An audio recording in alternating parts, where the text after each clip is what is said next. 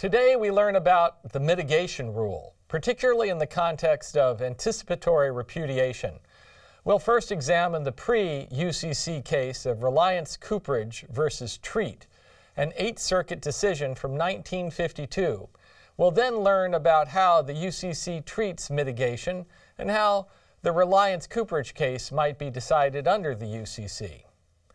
Mitigation is the principle that a party that has suffered a loss has to take reasonable action to minimize that loss, or at least damages will be limited as if they had taken such action. For example, suppose Sarah contracts with a bakery to buy 100 cupcakes, but decides to back out of the contract at the last minute. The cupcakes have already been made.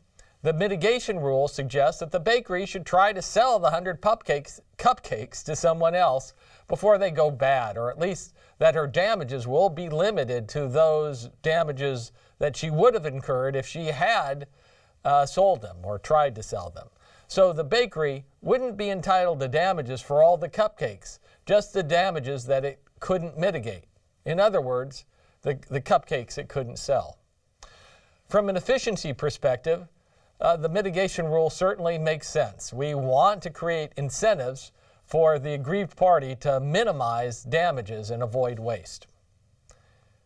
Plaintiff appellant, Reliance Cooperage, and defendant appellee, Treat, entered into a written contract in this case under which the defendant agreed to produce and deliver 300,000 white oak bourbon staves.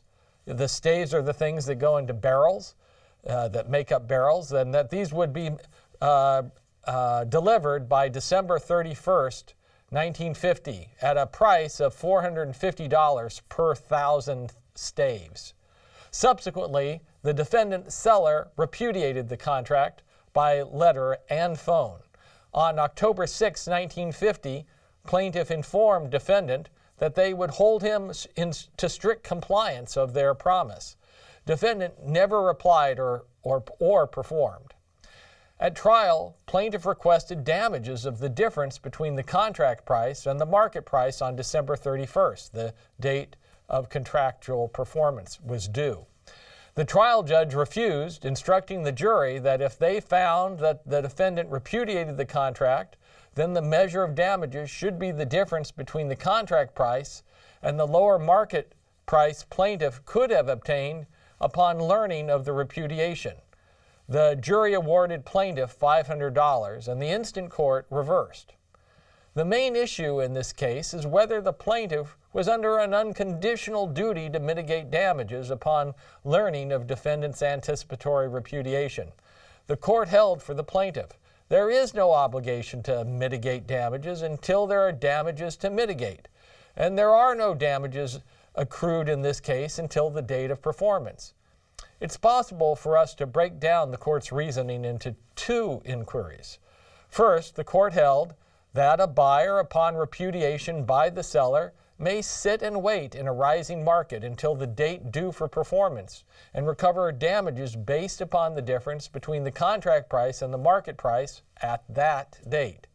Second, the court held that the buyer did not have a duty to mitigate damages by purchasing staves elsewhere on October 6, earlier than called for in the original contract, when the market price was lower.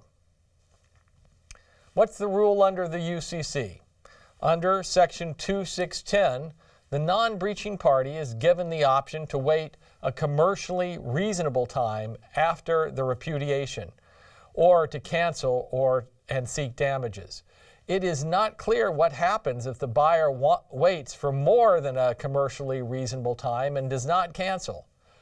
Also, under Section 2713, a buyer is only awarded the difference between the market price at the time when the buyer learned of the breach and the contract price.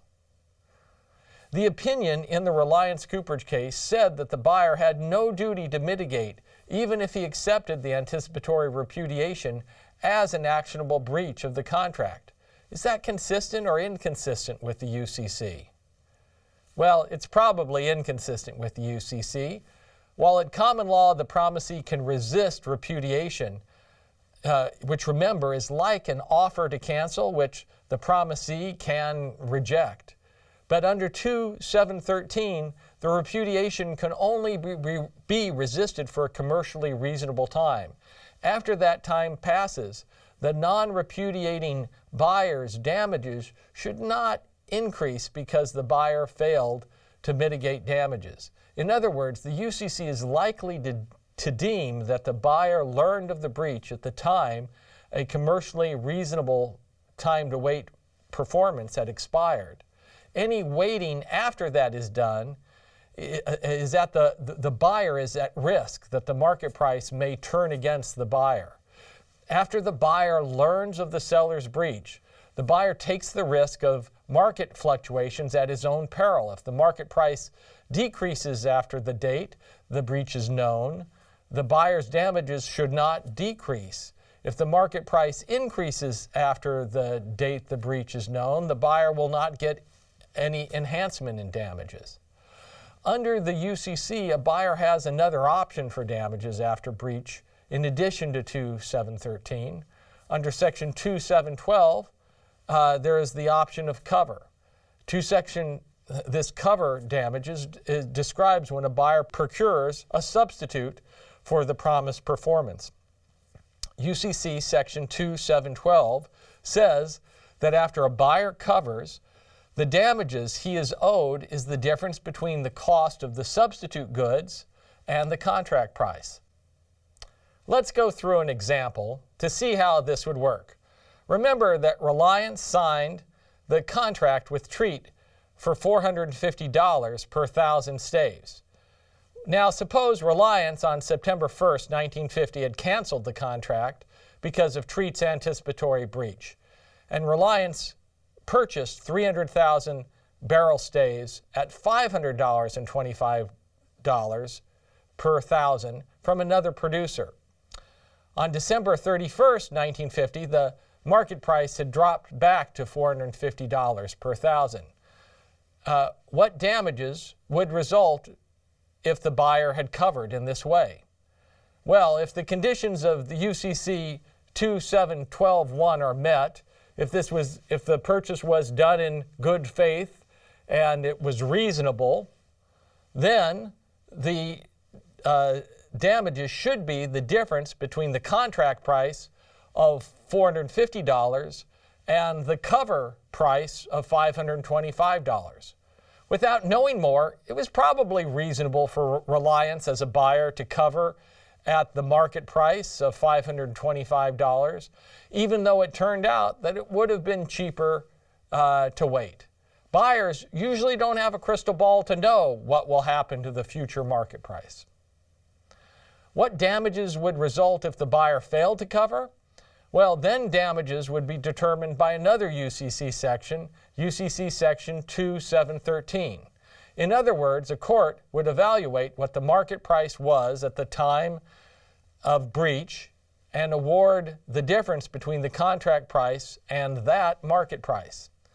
The bottom line is that regardless of whether the buyer actually covers, the buyer cannot profit from speculation, and in both cases, the remedies approximate what a reasonable cover would cost.